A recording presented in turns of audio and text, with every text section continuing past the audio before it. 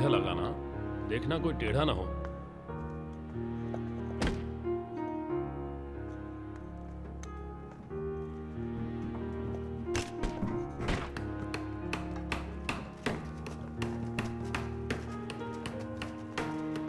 हे Bruce, हम आज ही training device तैयार कर देंगे। कल से फिर ट्रेनिंग्स को रखना शुरू कर सकते हैं। Thank you very much. ठीक है ना? लाओ ये पकड़ लो। अंकल, किमुरा, ब्लेयर, जरा देखिए तो। मैंने हमारे क्लब के लिए नया लोगो डिजाइन किया है। आपको इसमें कोई राज दिखाई दे रहा है? अच्छा, क्या बात है। स्लोगन की 2 लाइनों में राज छिपा हुआ है। कानून से परे हमारा कानून है, सीमाओं से परे हमारी सीमा है, और यही ब्रूस की मार्शल फिलॉसफी का सार है। ब्रूस, मेरी बात सुनो। तुम्हारी मार्शल आर्ट की समझ को फिलॉसफी के लेवल तक ले जाना बहुत ही मुश्किल है। क्या तुम ये 2 लाइनों को समझा सकते हो? बिल्कुल। लाओत्ज़ी के ब्रह्मांड के निर्माण की थियरी असल में अवास्तविक से वास्तविक बनने की, और ब्रह्मांड की हर चीज का निर्माण उसी वास्तविक से होने की थियरी है। ताओ यानी अवास्तविक, जिसको किसी भी बाहरी फोर्स की जरूरत नहीं है, और वास्तविक स्वतः निर्मित होता है। ब्रह्मांड की हर चीज के अपने नियम है, ये बताने के लिए लाओत्ज़ी ताओ और गैर दखलंदाजी दोनों की बात करते हैं। सुकरात कहा करते थे कि हमें सभी मौजूदा नियमों को छोड़ना होगा, और संदेह की जमीन पर सदाबहार सोच के हमें फूल खिलाने होंगे। यही है लाओत्ज़ी। शाबाश ब्रूस, मैं तुम्हारी मार्शल आर्ट से फिलॉसफी को मिलाने की योग्यता की दाद देता हूँ। चलो काम पे लग जाते हैं।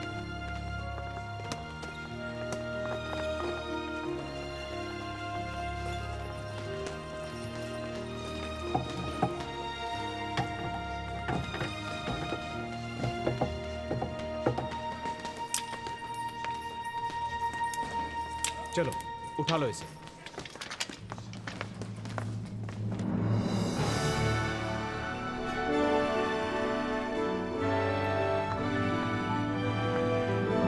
आइए अंकल, शुरुआत करते हैं। ठीक है।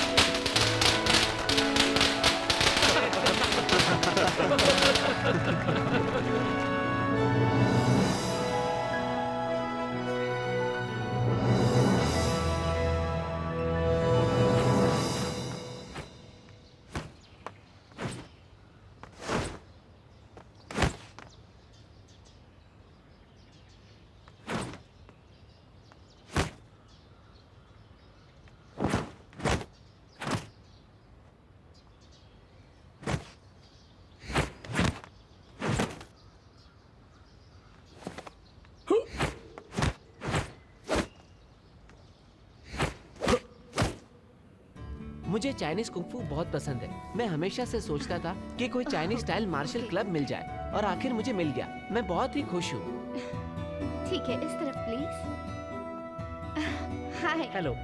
आपका नाम क्या है? जिम। जाओ यूनिफॉर्म ले लो। हाँ, थैंक यू। रुको रुको। ट्रेनिंग्स में सिर्फ लड़के ही क्यों हैं? लड़का लड़का लड़का लड़का लड़का। ओह, फाइनली एक लड़की भी है यहाँ पर। पता है, मैं तुम्हें देखकर बहुत खुश हूँ। मैं भी कभी कुंग फू की प्रैक्टिस किया करती थी। रुको रुको एक मिनट। तुम्हारा नाम क्या है? मैं लिज हूँ। बहुत अच्छा नाम है। क्या मैं कल से सीखना शुरू कर सकती हूँ? और मैं बता दूँ, हमारी फीस है $30 per month. Okay okay. Master Bruce खुद सिखाएंगे ना, मैं उनकी बहुत बड़ी फैन हूँ।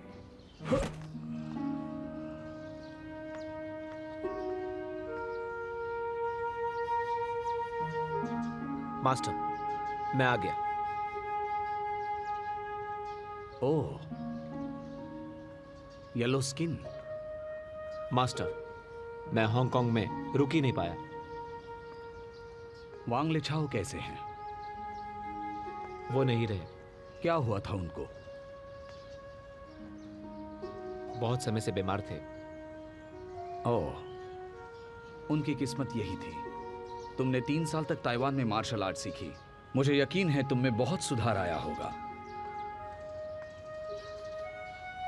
मास्टर, मैंने एकदम अलग तरह की बॉक्सिंग सीखी है।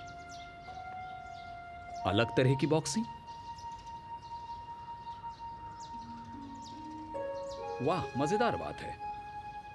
कुछ करके दिखाओ। कहीं आप मेरे परफॉर्मेंस से निराश ना हो जाए। नई नई शर्ट उतारो और परफॉर्म करो। ठीक है, मैं आपको दिखाता हूं। हाँ।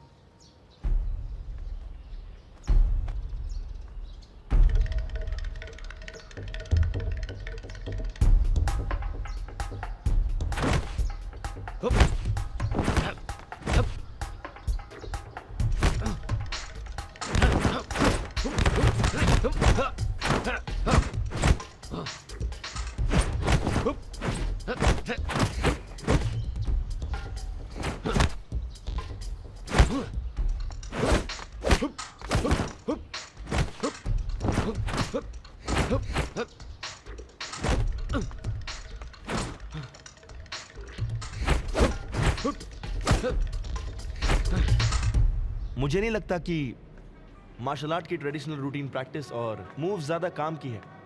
मैं तो असली कॉम्बैट में कई स्कूल्स की टेक्निक्स को आराम से काम में लेता हूं, जिससे मुझे कॉम्बैट जीतने में काफ़ी मदद मिलती है। जैसे कि विंग चुन boxing, Hong boxing, karate, western boxing, सबको मिला देता हूं।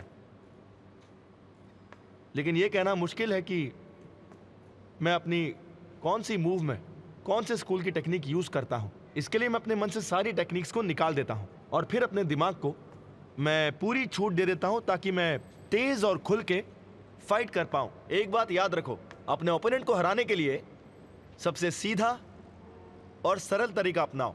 मार्शल आर्ट के पुराने इतिहास में किसी एक स्कूल का मार्शल आर्टिस्ट हमेशा यही सोचता है कि उसका मास्टर सही है और इसलिए वो दूसरे स्कूलों का विरोध करता है। लेकिन मेरे हिसाब से चाइनीज कुंग-फू का बीज ईमानदारी और आजादी में है। कानून से परे हमारा कानून है, सीमाओं से परे हमारी सीमा है और प्रकृति के नियम का सम्मान होना चाहिए।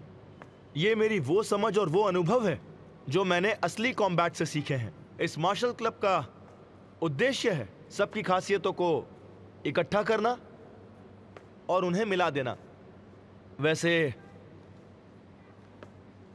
मैं किसी भी मार्शल आर्ट स्कूल को कम नहीं मानता हूं, बल्कि मेरे लिए हर एक स्कूल एक से बढ़कर एक है और इसी तरह मैंने अपनी मार्शल आर्ट टेक्निक को तैयार किया है।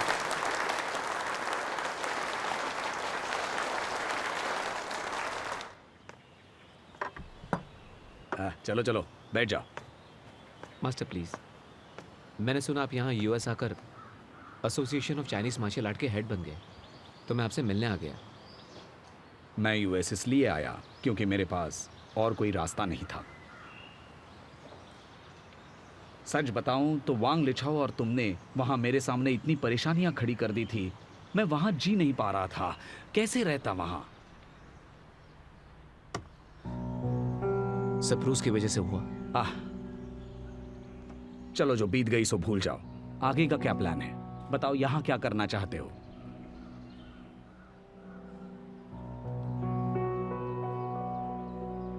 मास्टर,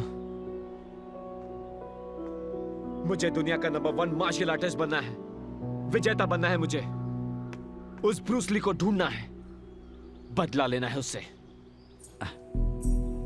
क्या इत्तेफाक है, ब्रूस ली यहां यूएस आकर बहुत ही मशहूर हो गया। अखबारों में आया कि किसी नए चाइनीज ब्रूस ली ने हॉफमैन को हरा दिया, जो कैलिफोर्निया का 3 साल से कराटे चैंपियन था। अब कैलिफोर्निया में उसका बड़ा नाम हो गया है। उसको लग रहा है कि वो अब मुझसे association of Chinese martial art के हेड से भी बड़ा हो गया है। पता है, उसने ऑकलैंड में अपना मार्शल क्लब खोला, लेकिन एक बार भी मुझसे मिलने नहीं आया। उसने आपके एरिया में मार्शल क्लब खोला और आपसे मिलने तक नहीं आया? उसकी इतनी हिम्मत! शायद मैं अब बूढ़ा हो गया हूं। ब्रूस ली सोचता है कि अब वो मार्शल आर्ट का बड़ा आदमी बन गया है।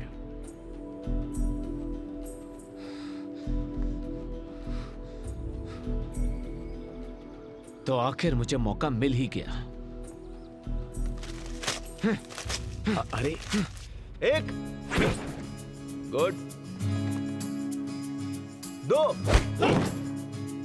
बहुत अच्छे, तीन, बहुत अच्छे। अब सारे मूव्स एक साथ करो। 1 2 3, बढ़िया। 1 2 3, 1 2 3, 1 2 3,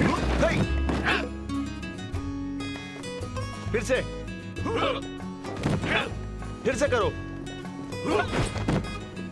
बढ़िया, बहुत बढ़िया। अब रुके रहो, हिलना मत। तुम लोग ताकत ही नहीं लगा रहे। ये ऐसा होना चाहिए। आ जाओ। फिर से। अब समझ गए? समझ गया। सब लोग फिर से।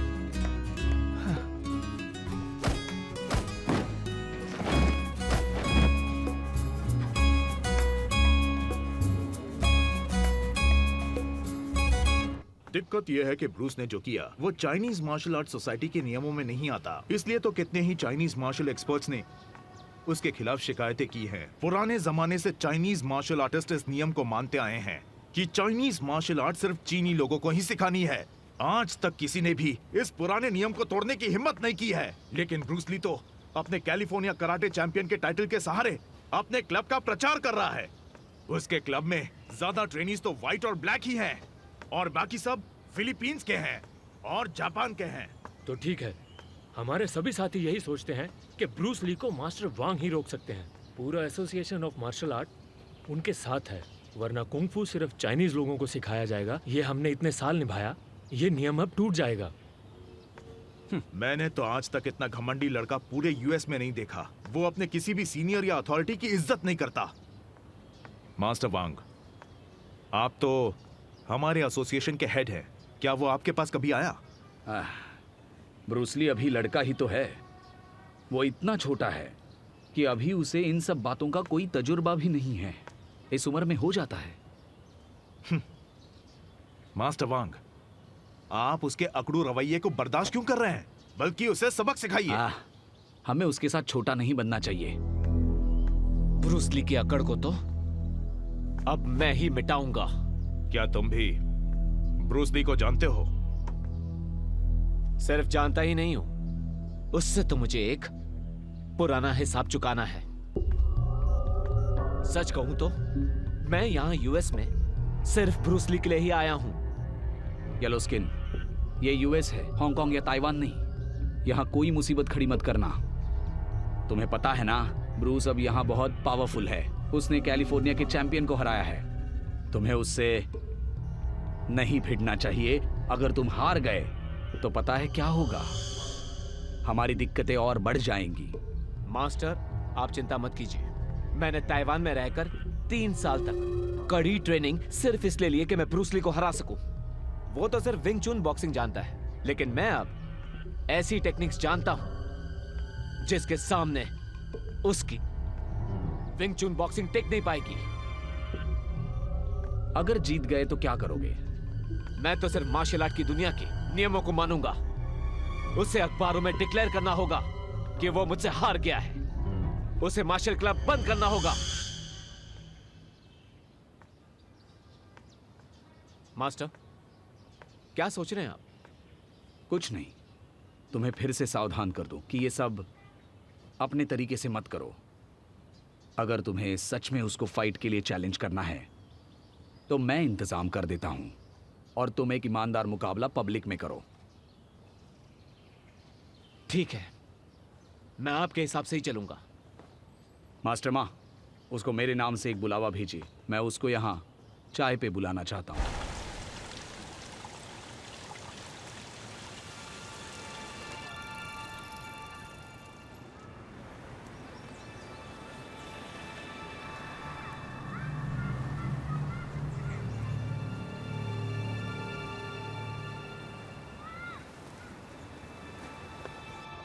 और ताकत लगाओ, चलो। 1 2 3, 1 2 3।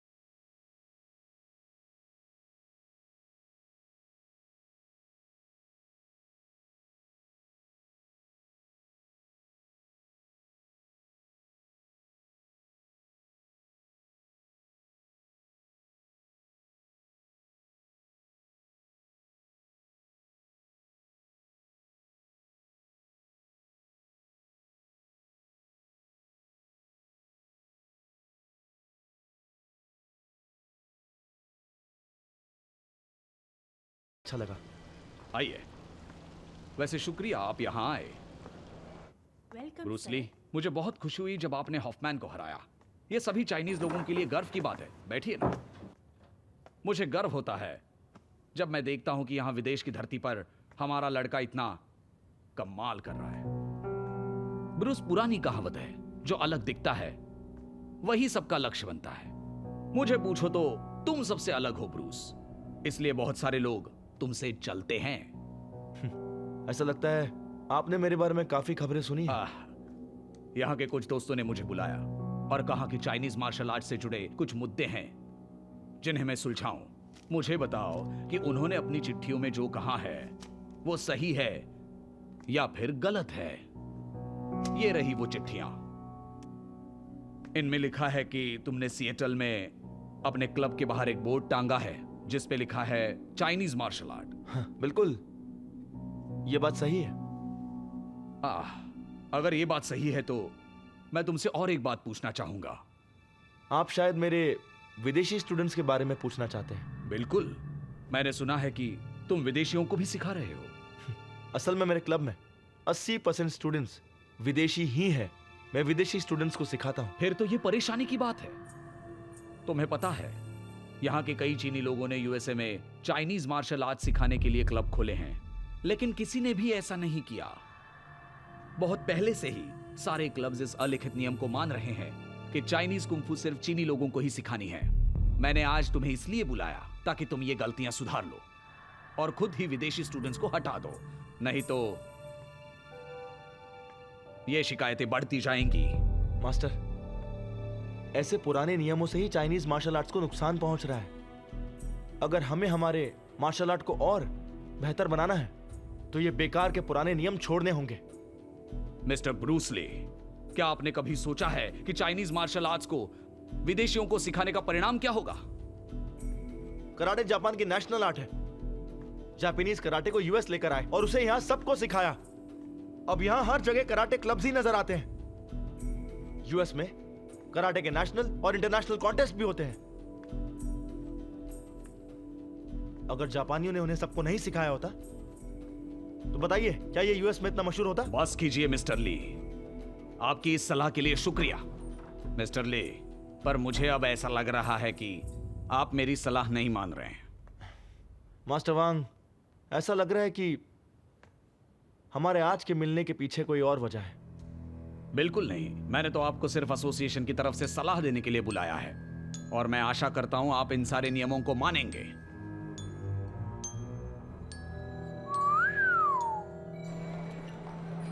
असल में मुझे तो लगा था कि यह घमंडी लड़का अपनी गलती सुधार लेगा और चीजों को शांति से सुलझाएगा। आखिर हम सब चाइनीज ही तो हैं। मैंने उसे यहां बुलाकर एक सीनियर की तरह समझाने की कोशिश की थी,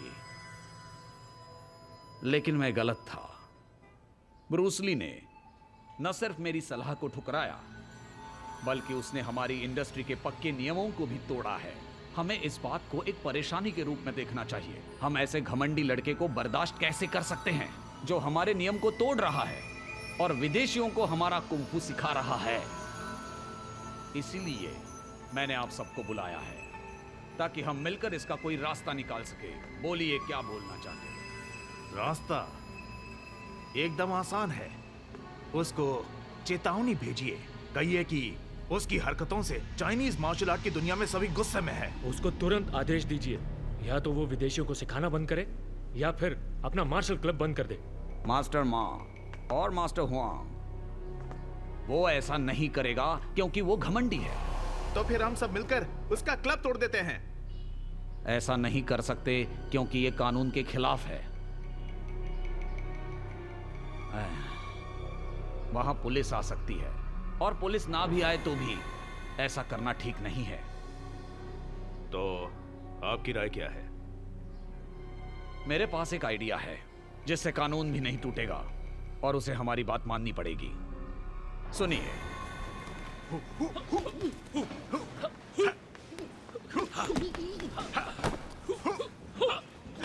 हाथ ऊपर ऊपर उठाओ।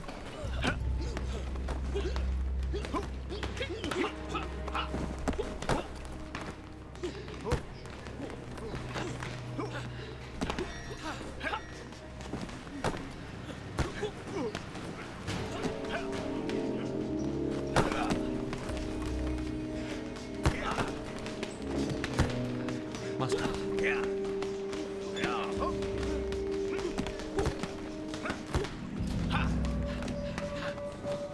क्या आज भी आप इनविटेशन लेटर लेकर आए हैं?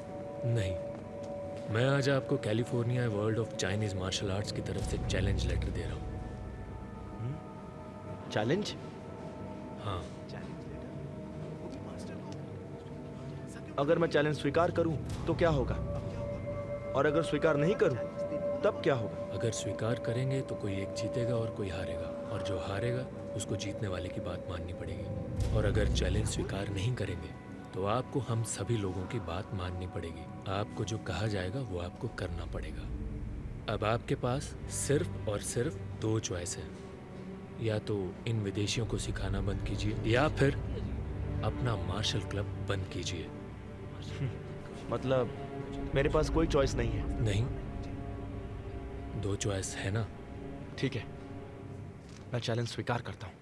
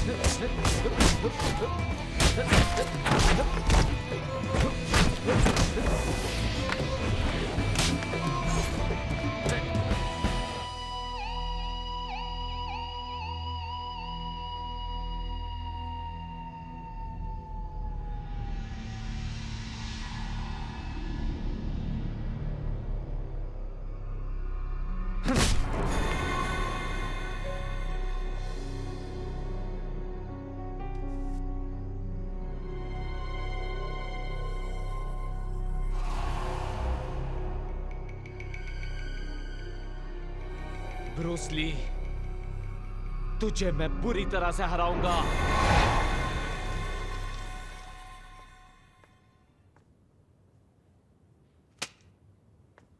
ब्रूस, तुम इतनी बड़ी बात के लिए मुझसे पूछे बिना ही राजी हो गए?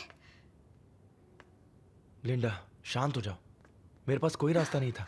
ठीक है ब्रूस, तो फिर तुम उनकी बात को अनसुना कर सकते थे, है ना? अगर वो हमारे क्लब को नुकसान पहुंचाने की कोशिश करेंगे तो हम पुलिस को बुला सकते हैं ना? लिंडा, मैं ऐसा कैसे कर सकता हूँ? और इसके अलावा मैं अमेरिकन पुलिस को इसमें शामिल नहीं करना चाहता, क्योंकि इससे ये लगेगा कि मैं किसी लायक नहीं हूँ। लायक नहीं हो? तुम एक इंसान ही हो ब्रूस, और ये बात जरूरी थोड़ी है कि हर बार तुम जीत ही जाओगे। तुम्हारा ओपोनेंट तुमसे ज्यादा पावरफुल हुआ तो? लिंडा, मैं हार जीत नहीं मानता। मेरी बात सुनो ब्रूस, अब बात पहले जैसी नहीं है। अब तुम्हारी जिंदगी सिर्फ तुम्हारी नहीं है, हमारी जिंदगी में कोई और भी आने वाला है। थोड़ा तो सोचो। लिंडा, मेरी बात सुनो बेटा।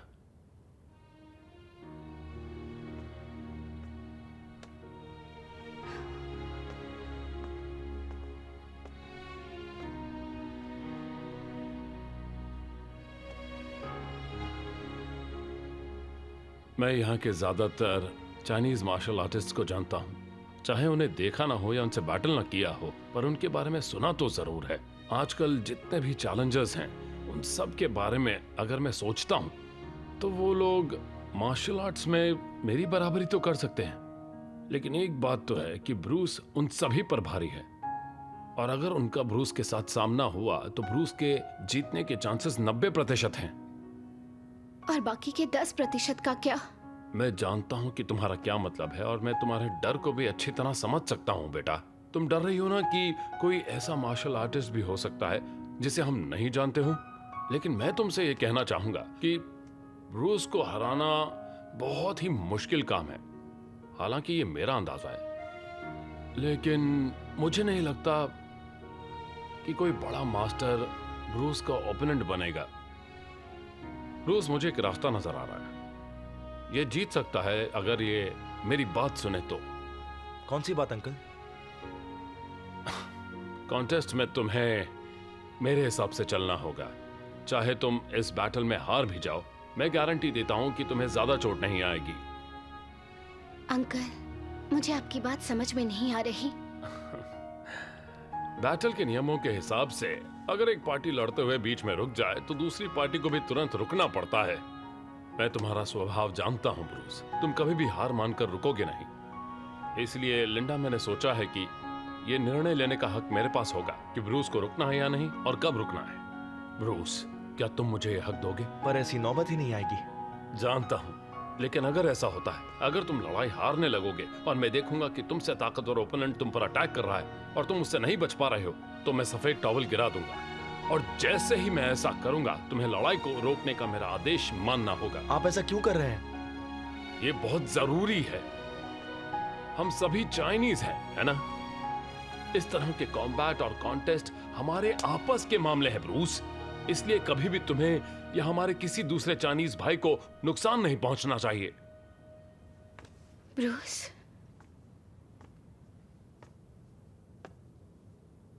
सुनो, ये सबसे अच्छा तरीका है, मान जाओ।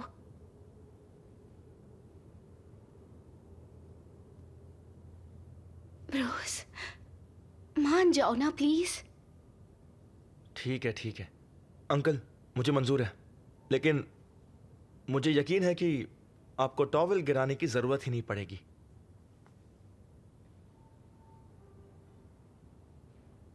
काश ऐसा ही हो।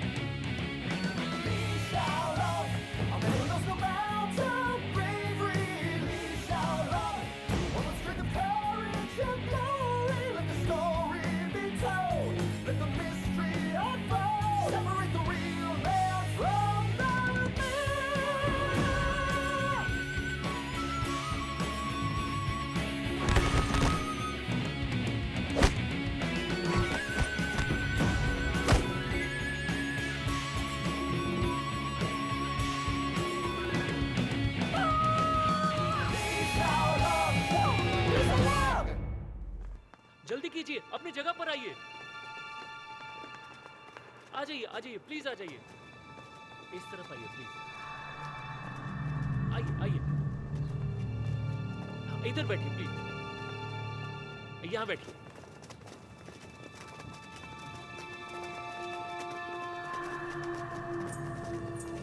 प्लीज आप सब बैठ जाइए, अपनी सीट्स लीजिए। हाँ, वहां बैठ जाइए प्लीज। आइए सर, आइए मैम। बाकी सब लोग भी बैठ जाइए। हाँ, जाइए, पीछे बैठिए आराम से। मास्टर वांग, मास्टर हुआंग, मास्टर मा।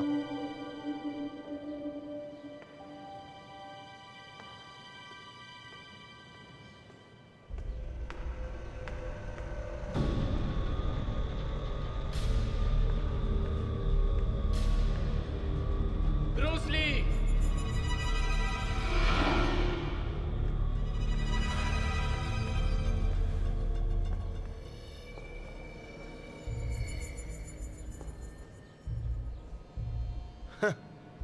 येलो स्किन तो तुम हो।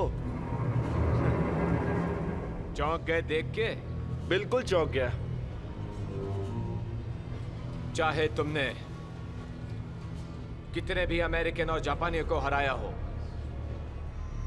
लेकिन आज तुम्हें मुझसे हारना है। तुम तो जिन हो। हाँ हूं, मैं जिन ही हूं। तुम कहीं भी चले जाओ, पर मुझसे नहीं बच पाओगे। वैसे तो तुम्हें तो मैंने सालों पहले ही हरा दिया था, आज तो बस उसे सबके सामने लाना है। दोबारा हारने के लिए तैयार हो जाओ। मैं यहां बैठे सभी लोगों को यह दिखाऊंगा कि तुम मुझसे किस तरह हारते हो और कितनी बुरी तरह हारते हो। ये लोग क्या कर रहे हैं? अभी मालूम चल जाएगा। शायद ये एक दूसरे को जानते हैं। मुझे चिंता हो रही है। लिंडा, घबराओ मत। ब्रूस की काबिलियत पर यकीन रखो।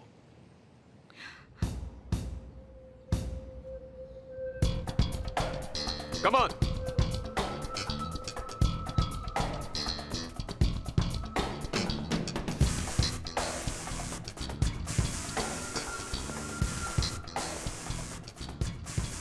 ये लोग पुराने दिन याद कर रहे हैं। क्या ये लोग परिचित हैं?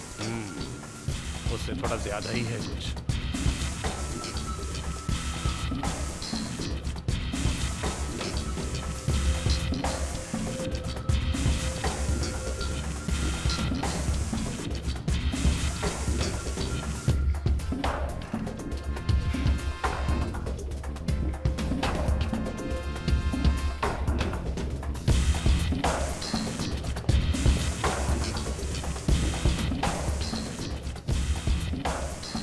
क्या हुआ, पहले डर गए क्या?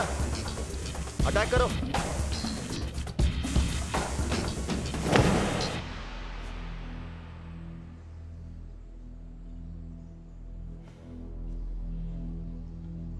मैंने ये खुद बनाई है।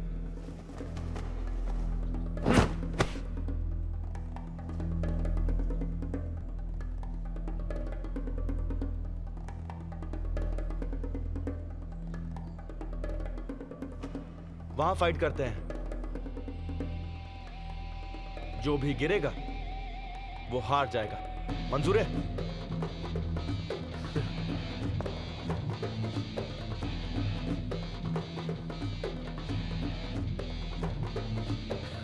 मंजूर है।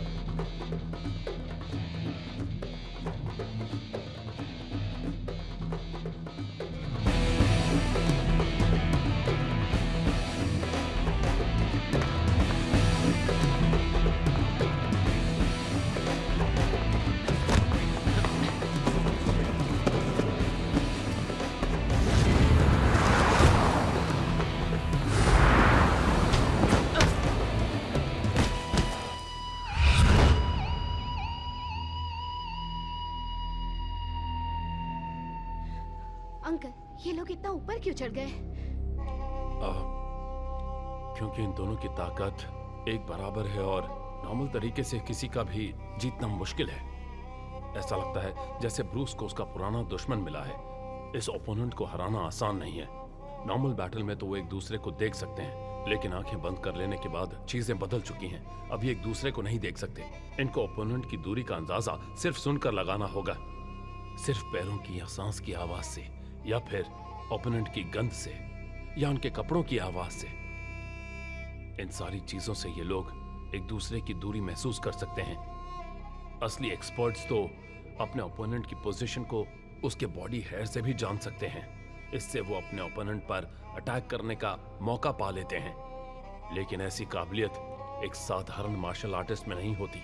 ये दोनों ही असाधारण मार्शल आर्टिस्ट हैं। अब मुकाबला बराबरी का होगा। हाँ?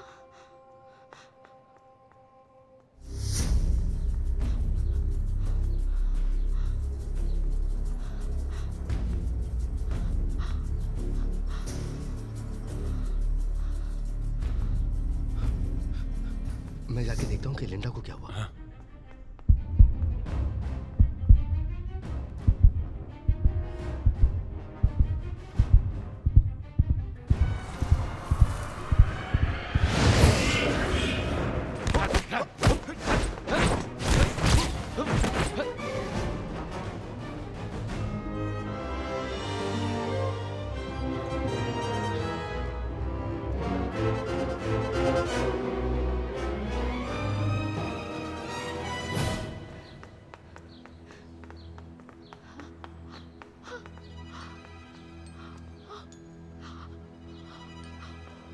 लिंडा, तुम ठीक तो हो?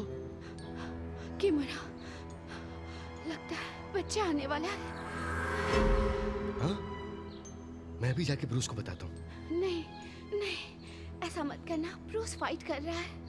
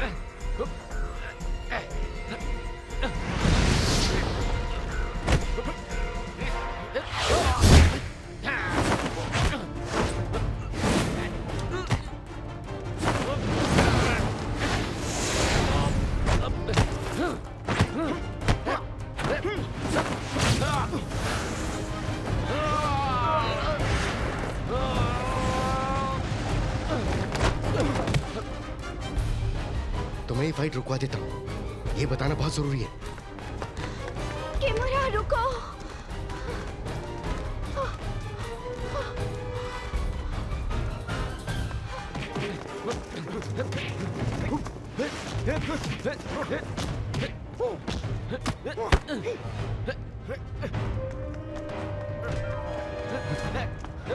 अंकल जी, लिंडा के किसी वक्त बच्चा हो सकता है। इन्हें कॉन्टेस्ट रोकने को कहो। मास्टर, ब्रूस की वाइफ की किसी वक्त डिलीवरी हो सकती है। हमें फाइट रखनी होगी।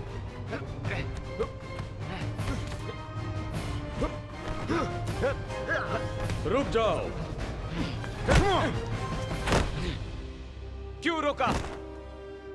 ब्रूस, लिंडा के किसी वक्त डिलीवरी हो सकती है। हमें उसे हॉस्पिटल ले जाना होगा। ठीक है ब्रूस ली, बधाई हो, लेकिन मैं सिर्फ तुम्हें 15 दिनों का वक्त दे रहा हूं। 15 दिन बाद हम फिर यही फाइट करेंगे। ठीक है, ऐसा ही होगा।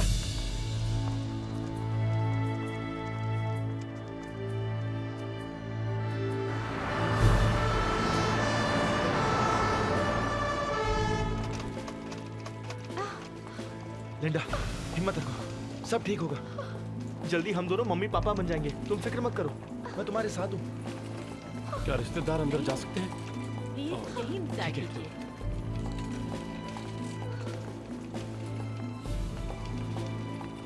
रूस, कहाँ जा रहे हो?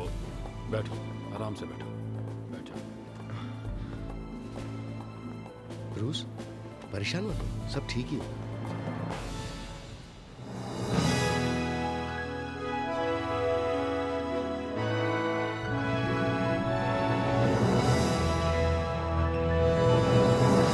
कैसी हो लिंडा? ठीक हो? मुझे दिखाओ ना। देखो। ओह, कितना प्यारा है। देखो, तुम्हारे पापा आ गए। Linda, thank you so much. चलो चलो, बाहर चलो। लाओ मुझे तो। ध्यान से, संभल कर। वाओ, कितना क्यूट है।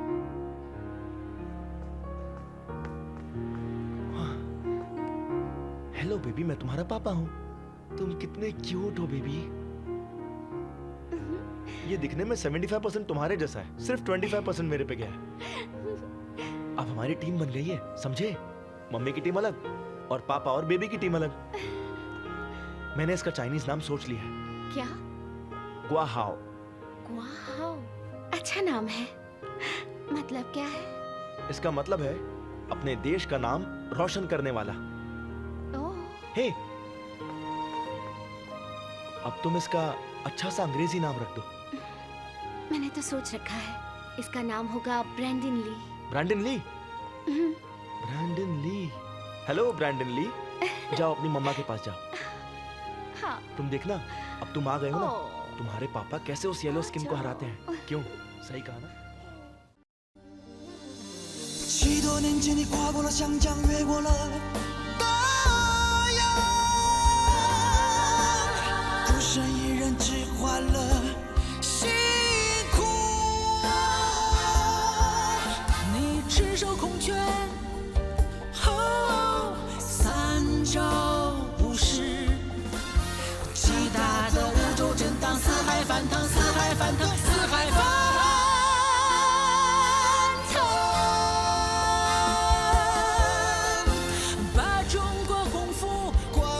世界这块。